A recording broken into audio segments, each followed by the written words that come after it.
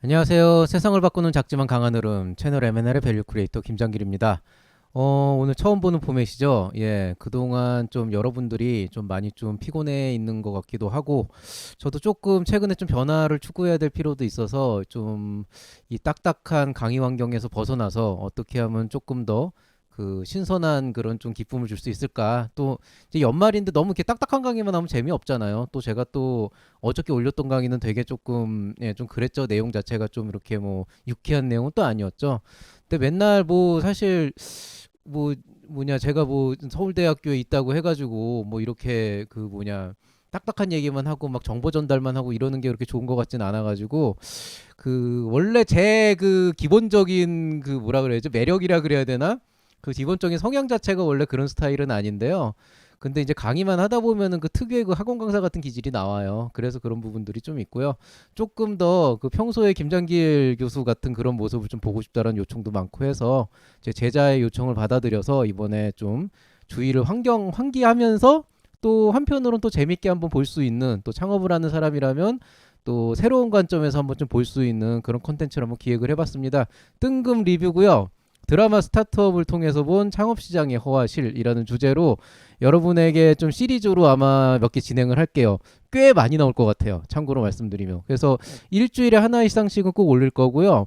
뭐 이거는 정보 차원에서도 알아두면 되게 재미있는 얘기이기도 하지만 의무사항은 또 아닌, 뭐 그렇지만 또 뭐 나름 괜찮은 그런 내용입니다. 그리고 이제 그 저희 제자가 이제 스타트업이란 드라마를 보면서 좀 이렇게 재미는 있는데 너무 이렇게 좀 왜곡된, 그러니까 이렇게 뭐 비현실적인 건 아니에요. 사실은 제 관점에서 봤을 때 비현실적인 거는 몇 가지가 안 되는데 이제 너무 이렇게 한쪽으로 치우쳐진 고증만 되다 보니까 좀 그 창업에 관심이 없는 사람도 창업 시장이 이런 거구나라고 이제 오해를 할 수 있는 요소들이 실제로 보인대요.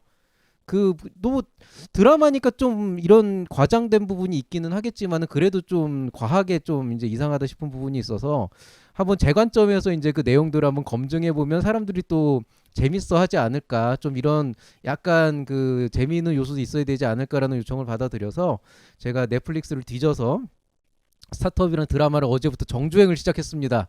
참고로 말씀드리면 누가 예전에 그 드라마 스타트업 안 보냐고 물어보셨었는데 사실은 얘기 듣자마자 그 1회 딱 뜨자마자 봤었어요. 근데 보고 나서 껐어요. 왜냐하면은 뭐 내용의 뭐 어떤 뭐 검증 이런 걸 떠나가지고 너무 연애 얘기가 많아가지고 이게 좀 제가 이게 그 항마력이 약하거든요. 그런데 그래가지고 아 도저히 못 보겠더라고요. 그래가지고 사실 껐는데 또 어제 그런 요청을 듣고 생각해 보니까 아 이때쯤에 채널 M&L에 이런 좀 요소가 딱 들어가면 되게 재밌을 것 같다는 생각은 들었어요. 그래서 다시 한번 마음을 독하게 먹고 항마력을 좀 키운 다음에 그 참 20대들 꽁냥꽁냥 하는 거를 정말 꾹 그 닭살 돋는 걸 찾고 제가 봤습니다. 되게 봤고요.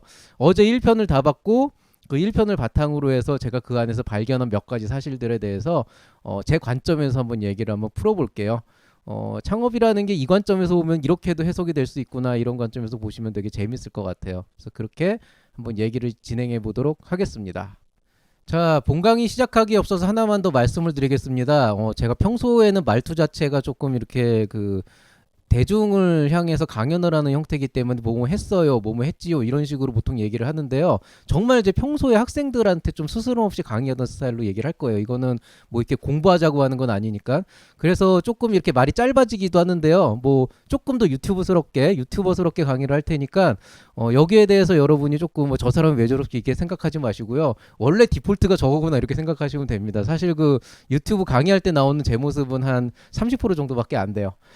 자, 일단 첫 번째 시대적 배경부터 좀 따져보죠. 이게 제가 인터넷을 좀 찾아봤는데 아무리 봐도 그 극 중에서 서달미 역으로 나오는 수지의 그 극중 나이가 명확하게 밝혀지질 않았어요. 그래서 일단 이 나이를 좀 추정을 해야지 제가 좀 이렇게 역사적 사실을 좀 짚어드릴 수 있어서 요거를 좀 찾아봤더니 대략적으로 이거 역추산을 해서 나왔는데 한 2020년 현재 그 서달미의 한국 나이가 한 25살 정도 안팎이라고 대충 추정이 됩니다. 그게 왜냐면은요, 몇 가지 이제 근거가 있는데 일단 첫 번째로 그 1화 초창기에 보면 그 유년 시절 나오잖아요. 그 서달미하고 서인재, 그 당시에 이제 수재 언니, 달미 언니가 같이 살던, 부모님이 이혼하기 그 저 직전의 그 상황을 보면은 둘이 입은 옷이 언니는 교복이고 동생 달미는 그냥 평상복이에요. 그건 무슨 얘기냐면은 둘이 지금 한 명은 초등학생이고 한 명은 중학생으로 갈려져 있다는 건데 이게 저도 확실하진 않은데 아마 상당히 높은 확률로 둘이 연년생이거나 한 2살 정도 터울이 나는 것 같아요. 그걸 왜 하냐면은 1년이 지난 다음에 보면은 1년 정도 지난 다음에 달미가 실제로 중학교 교복을 입고 있는데 그게 그 언니 교복이랑 똑같아. 그러니까 어쨌든 당시엔 초등학교 6학년이었다는 거죠. 그리고 언니는 뭐 달미보다 한 살이 더 많을 수도 있고 2살이 더 많을 수도 있는데요. 뭐 둘의 좀 이렇게 티격태격하는 관계나 이런 거 봤을 때 보통 2살 터울 정도 되면 그렇게 안 내거든요. 이게 전형적으로 연년생 사이에서 나올 수 있는 그런 패턴이기 때문에 뭐 그렇게 중요하진 않지만 그 정도로 가정을 했습니다. 그렇게 따지면은 2020년을 기준으로 했을 때 초등학교 6학년이 유년 시절이었으니까 2009년이고요. 이때 부모님이 이혼을 하게 되는 거죠. 그리고 나서 달미 아버지가 이제 그 창업을 한다 그래가지고 그 어느 정도 시간이 지난 다음에 달미 아버지가 이제 그 투자 유치를 하러 심사를 받으러 가는데 회사가 막 어려워지는 상황이거든요. 요게 대략적으로 보니까 창업한다고 빠져나와서 한 1년에서 2년 정도 이제 생고생을 하면서 회사가 망하기 직전에 극적으로 이제 투자 유치를 할 수 있는 그 상황이 됐다라고 생각이 되는데 이게 그러면 1년이나 2년이라는 게 그 조금 기간 산정하기가 애매한데요. 보편적으로 제 경험상 그 회사가 이렇게 확 아이템 가지고 가다가 점점 힘들어지면서 뭔가 이렇게 저변을 쌓고 있는 거면은 1년에서 2년 초반이에요. 1년 후반에서 2년 초반. 그러니까 그 보편적인 기준인데 거기에 한 가지 기준을 더 집어넣는 게 뭐냐면은 그 극중 역에서 나왔는 그 남도산이라는 그 캐릭터 있잖아요. 그 캐릭터가 할머니한테 그 통장을 차명가지하라 가지고 그걸 가지고 투자 금액을 해가지고 8천만 원으로 불렸단 말이에요. 그러면 투자 수익이 8천만 원인데 그 친구가 거기서 천재로 나오잖아요. 그럼 속히 천재라고 나오는 친구가 실제로 모의 투자에서 1억 원을 땄는데 천재라고 나온 친구가 설마 2년 3년 걸려가지고 8천만 원으로 종잣돈을 물리진 않았을 거란 말이죠. 그러니까 아무리 생각을 해도 한 1년 정도 기간이 맞아요. 제가 볼 땐. 그러니까 시기적으로 정확하게 1년이 지났을 때 그 남도산이라는 그 캐릭터가 한 8천만 원 정도의 수익을 올리고 아버지가 이제 달미의 아빠가 점점 더 이제 그 뭐냐 사업을 하면서 점점 더 어려워지면서 이제 막 투자를 열심히 쫓아다니면서 막 사업 파산일까 말까 막 왔다 갔다 하는 그 시기라고 보는 게 맞다는 거죠. 그 기준으로 보면은 1년 뒤가 2010년이라고 생각이 되고 그 당시에 달미는 중학교 1학년 15살이 아니었을까. 다만 이제 여기서 제가 조금 애매하게 생각을 하는 건 이 당시에 이 달미 아빠하고 달미하고 통화를 할 때 투지폰을 썼단 말이에요. 근데 실제 그 당시에 아이폰 3가 2007년도에 나왔어요. 그리고 2010년이면은 아이폰 4가 나오고 5가 나올락말락하는 그 시절. 아이폰 5쯤 나오는 시기인데 요 시기가 조금 애매한 게 야, 이 상황에서 모바일 뭐 컨텐츠를 개발한다는 그걸 사업을 하겠다는 사람이 투지폰을 쓴다는 게 조금 애매한데요. 근데 또 그 뭐냐 어떻게 보면 되게 그 가난하게 살던 때니까 뭐 최신 폰을 안 들고 다니지 않았을까. 그러면은 아이폰을 쓰진 않았을 것이다. 이렇게 아마 판단을 해도 될 것 같아요. 그다음 이제 추가적으로 그 달미 아빠가 그때 투자 유치를 할 때 했던 아이템이 배달 어플 플랫폼이에요. 그러면은 두 가지를 봐야 되는데 배달 어플 플랫폼이라고 하는 게 실질적으로 이제 여러분도 아시다시피 이게 배달의 민족에서 이제 모티브를 따온 것 같거든요. 배달의 민족이 2011년에 창업을 했습니다. 그럼 2011년에 설립을 했고 그걸 준비하던 시기가 2010년 정도부터 준비를 했을 거예요. 아마 뭐 이렇게 전단지 줍고 하면서.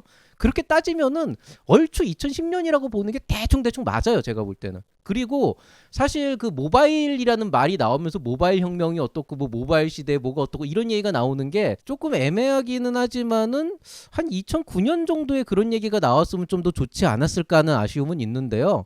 그렇다고 하더라도 뭐 2010년이면 뭐 과히 나쁘지는 않다. 저는 이렇게 생각을 합니다. 그래서 일단 현재에서 제가 시대적 배경을 따질 때 2020년 현재 수지는 서달미는 25살. 그다음에 유년 시절에는 부모님이 이혼했을 당시에는 초등학교 6학년 14살. 그래서 2009년. 그다음에 달미 아버지가 투자 유치를 받았던 그 시기는 중학교 1학년 15살이고 그때는 2010년이다. 이렇게 가정을 하고 거기서 플러스 마이너스 1년은 그렇게 중요하지 않으니까 넘어가겠습니다. 자, 그러면은 이제부터 좀 팩트 체크를 한번 들어가 보죠. 일단 첫 번째로 보면은 시즌 1의 1화를 보게 되면은 정확하게 15분 20초쯤 될 때 어떤 내용이 나오냐면은 달미 아빠가 이런 말을 던집니다. 미안하다. 우리 이혼하자.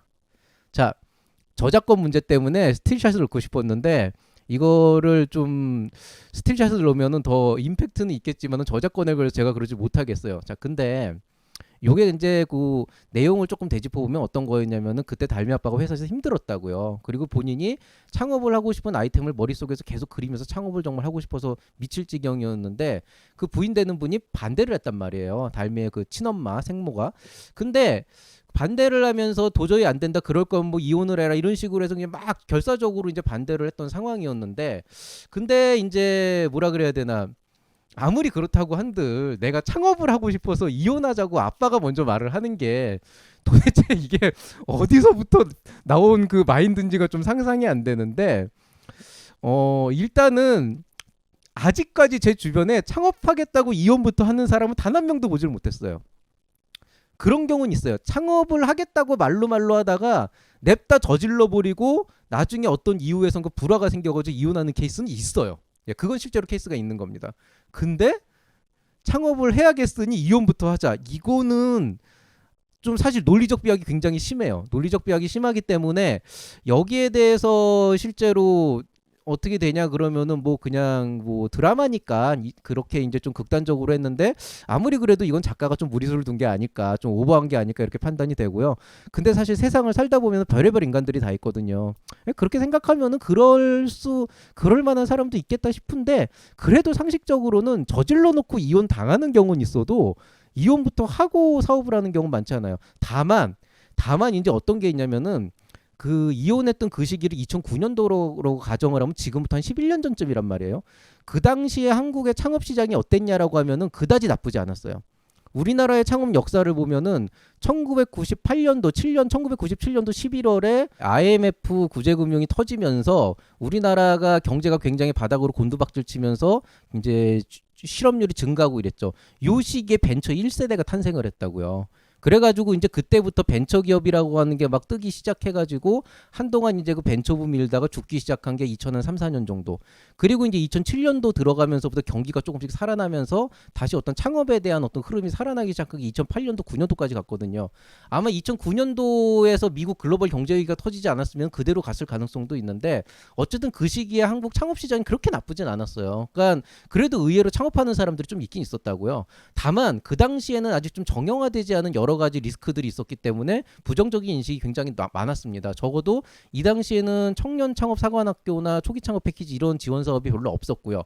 그나마 있는 지원 사업이 있긴 했지만은 뭐 조금 애매해요. 뭐 받기 쉬웠다라는 사람도 있지만 오히려 그때가 정형 안 돼서도 어려웠다 이런 사람이 있는데 제가 생각하기에는 받을 놈은 받고 못 받을 사람은 못 받고 뭐 이런 상황이었어요. 근데 이제 어쨌든 그 당시에 창업에 대해서는 여전히 일반 대중들한테 부정적인 인식이 강했는데 그 이유는 뭐냐면은 창업은 패가망신의 지름길이라고 하는 그런 인식이 있었다는 거죠. 그게 왜냐면은요, 이 당시에는 내가 기술보증기금이건 신용보증기금이건 어디 투자를 받건 간에 무조건 연대보증제도라고 하는 게 항상 끼고 들어갔다고요. 즉 뭐냐면은 성공적으로 투자를 받아서 사업을 진행한다고 하더라도 사업이 망했을 때 연대보증을 통해 가지고 실제로 법인이 망해도 내가 그 돈을 물어낼 수밖에 없는 그런 상황이 아예 법적으로 그 규정이 돼 있었기 때문에 실질적으로 이런 종류의 그 꺼림이 있었다는 건 사실이고 그렇기 때문에 의외로 전략적으로 이혼하는 경우도 꽤 있었다 그래요. 왜냐하면 연대보증이 한번 잘못 걸리면은 본인뿐이 아니고 이제 부인이나 가족들한테 영향이 가니까 조금 뭐 전략적으로 그렇게 이혼을 하는 케이스도 없진 않았다. 그러니까 그렇게 이상한 건 아니고 뭐 그렇게 뭐 오버한 건 아닌데 근데 이제 상황적으로 보면 이거는 그런 전략적인 이혼이라기보다는 그냥 이혼한 거잖아요. 물론 이제 나중에 보면은 성공해서 데리고 온다 뭐 이런 얘기가 나오긴 하는데 그런 관점에서 봤을 때 조금 오버긴 하지만은 뭐 그렇게까지 또 이상한 건 아니다 이렇게 보면 되겠습니다. 자, 그 다음에 이제 이건데 요게 이제 보면은 달미 아빠가 이제 한참 힘들어가지고 이러는 과정에서 갑자기 길거리에서 그 할머니, 달미의 할머니죠, 어머니죠. 그 아빠가 그 부분의 어머니하고 얘기를 하고 있는데 대화를 한 중에 갑자기 전화가 옵니다. 그 전화를 딱 들으니까 갑자기 네, 가능합니다. 그러면서 어디로 가면 됩니까? 그러면서 막 뛰어간다고요. 그러다 이제 뭐 사고도 나고 이러죠. 자, 이게 쉽게 얘기해서 그거잖아요. 그 투자자가 부른 거였는데 투자자가 전화를 해서 지금 오실 수 있으세요? 그러니까 냅다 뛰어간 거잖아요. 이게 물론 뭐 전화로 어떤 얘기가 돼 있는지 모르겠지만은 보통은 이렇게 해쳐 모여 안 하거든요. 투자자가. 그래서 요즘 기준으로 봤을 때 투자자가 지금 당장 이거 심사해야겠으니까 지금 당장 날라오세요 이런 거 안 해요. 무슨 뭐 대기 5분조도 아니고 세상에 그런 게 어딨어요. 그리고 투자자들도 보통 이런 거 할 때는 거의 다 심사를 다 마치고 얘기를 하기 때문에 전화로 얘기할 때는 통보에 대한 얘기를 하거나 뭐 됐다 안 됐다나 제의를 얘기하거나 아니면은 좀 그런 셋업이 있다 그러면 메일을 주고받거나 해가지고 좀 일정을 짜서 기록을 남기면서 가지 이렇게 지금 당장 날라오서 이렇게 안 하거든요. 예, 그런데 이제 마치 이게 좀 되게 긴박하게 뭐 그런 거죠. 막 돈이 너무 급한 사람이 지금 막 투자자가 연락하니까 막 미친 듯이 달려가는 그거를 이제 연출을 한 건데 이거는 저는 좀 현실성은 있다고 봅니다. 왜냐하면 이 당시가 2010년도잖아요. 2010년도면 한국의 투자 문화가 진짜 활발하게 그 VC라는 게 있긴 했어요. 그때 VC라는 게 있긴 했고 뭐 굉장히 활발하게 진행도 됐었던 시기지만은 아직은 지금처럼 어떤 룰이 정립되진 않아서 뭐 엑셀러레이터가 어떻고 이런 게 없었던 시기거든요. 그렇게 많지가 않았다고요. 그러니까 그런 관점에서 보면은 약간 해처모여식으로 하는 게 좀 우리나라 원래 옛날부터 그런 거 있잖아요. 되게 막 열심히 하는 거 보여주면 막 있는 거 있고 뭐 지금 당장 날라오면 되게 막 의지 강하거나 이렇게 보는 약간 그런 인식이 아직은 좀 있었던 이른바 그 꼰대 마인드라고 하는 게 좀 있었던 시기가 아니었나 이렇게 생각을 합니다. 그리고 이제 요거는 저는 조금 그랬는데 그 54분 30초쯤에 보면은 그 투자 받으러 가가지고 VC 앞에서 발표를 하는데 그 달미 아빠가 딱 그러잖아요. 지금부터 발표를 시작하겠습니다. 저희 아이템은 배달에 어떻게 했는데 대표님 저희 사업 계획서 이미 다 검토했습니다. 이렇게 얘기를 하거든요.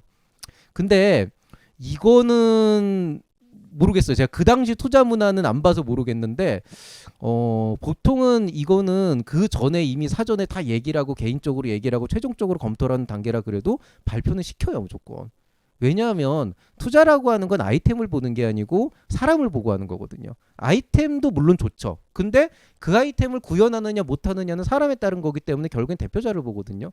그러니까 대표자와 얘기를 하긴 하지만은 사실은 이 그 발표를 할 때 하는 그거는 좀 극적인 요소를 만들려고 좀 그렇게 하기는 했는데 제가 봤을 때 요즘의 창업 투자 정서하고는 너무너무 안 맞고요.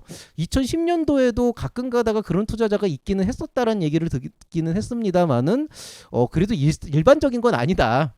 예.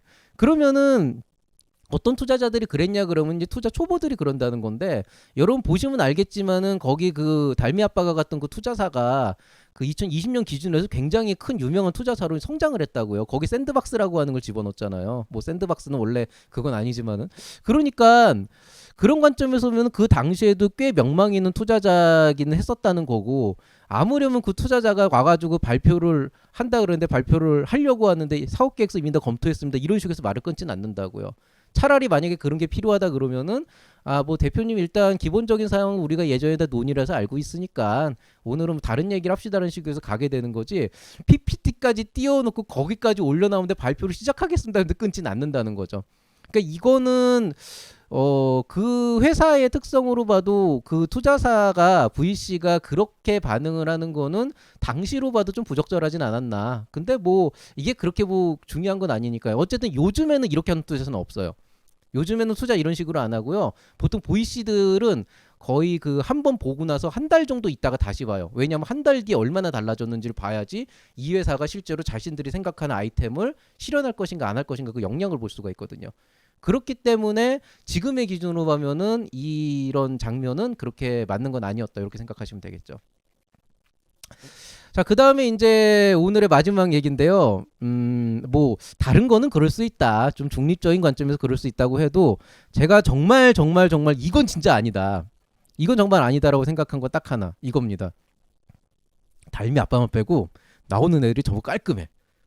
저는 이 드라마가 그 드라마니까 뭐 잘생긴 배우, 예쁜 배우를 써가지고 뭔가 되게 비주얼적으로 좋게 하는 거는 전 이해를 해요. 예. 아무리 우리가 이 창업 시장에 수지 같은 사람이 없고 아무리 우리가 VC나 이런 시장에 그 친구 누구죠? 그 남도산 그 친구 이름이 뭐죠? 제가 또 갑자기 이름이 남주혁 같은 사람이 없어요. 실제로 없습니다. 없는데 아무리 뭐 없다고 해서 그거를 그렇게 집어넣는다고 해도 뭐 찾아보면은 잘생긴 사람 예쁜 사람 있을 수도 있으니까 그건 인정을 해요. 근데 아무리 그래도 달미 아빠만 빼고 전부 깔끔해요. 여러분 시즌 1의 1화에 1시간 30초쯤 지났을 때 그 달미 아빠의 그 추레한 모습을 봐봐요. 그 약간 노숙자 같은 그 모습이 원래 국내 그 창업자들의 디폴트라고 디폴트 진짜로. 예. 저한테 오는 처음에 창업을 상담하러 오는 친구들이 처음에 예창 되기 전에 막 아이디어하고 막 이럴 때는요. 이렇게 오면 애들 다 남자애들도 되게 깔끔하게 입고 오고 머리도 이렇게 막 뭐 바르고 오고 막 얼굴도 깨끗하게 이렇게 하고 그래요. 그 수분도 이렇게 하고 뭐 여학생들이나 이제 여자 창업자분들도 되게 예쁘게 이렇게 화장하고 오신다고요. 얘네들이 한 3개월, 6개월, 7개월 이렇게 지나가면은 슬슬 이제 다크서클이 내려와요. 그 이제 예비 창업자들 이렇게 보면은 슬슬 이제 그 다크서클이 내려온단 말이에요. 그리고 나는 저도 이렇게 입고 다니잖아요. 제 실제로 학교에서 이렇게 입고 자주 다녀가지고 가끔 가다가 제가 이렇게 엘리베이터 타다 학장님 만나면 정말 그 막 이러고 다니는데 이게 디폴트라니까요. 아니 사람이 365일 24시간을 일하는데 어떻게 매번 깔끔하게 하고 다녀요. 예. 아 물론 이제 정말 그 칼같이 그렇게 딱 시간을 칼같이 맞추시는 그런 분들도 있어요. 정말 존경스럽죠. 우리 학장님이나 부학장님 다 그러고 다니시니까 제가 정말 존경스러운데 이게 저는 인간이 좀 게을러 가지고 근데 창업자들은 기본적으로 일단 6개월 딱 지나가면 애들이 점점 그 집 걸로 간단 말이에요. 기본적으로. 심지어 그 여자 대표님들도 이렇게 좀 잘 꾸미고 이렇게 오신다고 해도 슬슬 다크서클 내려오는 게 보여요. 어쩔 수 없어요. 물론 그 시기를 지나가면 다시 정상으로 돌아와요. 뭔가 이 마음의 평화가 나오고 조금 안정되는 시기가 오면 다시 돌아오긴 하는데 절대 우리 사전에 깔끔함이라는 거 있을 수가 없어. 근데 내가 그래 수지하고 남주혁이 나오는 건 이해를 하겠어. 근데 왜 깔끔해 걔네들이? 그게 이해가 안 되는 거예요. 적어도 개발장 그러면 안 되거든요. 아 옷도 예쁘게 입었더라고. 걔네들 그러면 안 돼. 걔네들 옷도 막 이게 좀 너덜너덜하고 이거 후드티 왜 입고 다니는 줄 알아요? 이 구김이 안 가고 티가 안 나거든 이게 안 빨아도. 예. 그러니까 입고 다니는 건데 여기 애들은 전부 깔끔하단 말이야. 이거는 아니야 내가 볼 때는. 그래서 요거는 이제 좀 무리수를 뒀다. 이렇게 일단 판단을 하고 있습니다. 자, 뭐 오늘 그 뜬금 리뷰 첫 번째 시간이에요. 아직 좀 처음이라서 제가 그 뭐냐 좀 익숙하지는 않은데 어쨌든 요렇게 좀 자리를 바꿔서 좀 색다른 방식으로 꾸며봤고요. 요거 아우 엄청나게 많습니다. 지금 1화에서 다 안 끝났어요. 아직 몇 개 더 남아 있고요. 그다음에 좀 진지하게 할 얘기도 있고 이제 2화, 3화 넘어갈 때마다 여러 가지 강의와 함께 이제 이런 내용들이 쌓일 겁니다. 지금 이거 종영이 됐다고 그러더라고요. 조금 더 일찍 했으면 좋았을 텐데 뭐 제가 이걸 하기로 마음먹은 게 그렇게 오래되진 않았고요. 그래도 앞으로 연말 지나갈 때까지 제가 심심할 때마다 그냥 이런 종류의 얘기들을 하면서 좀 여러분이 좀 연말을 그래도 좀 편한 마음으로 보낼 수 있도록 좀 덜 무거운 얘기들로 구성을 한번 해보겠습니다. 자, 모두들 늦은 밤까지 수고 많이 하셨습니다. 오늘도 편안한 밤 보내시기 바라고요. 저는 이만 인사드리겠습니다. 이상 채널 M&R의 밸류 크리에이터 김장기였습니다. 감사합니다.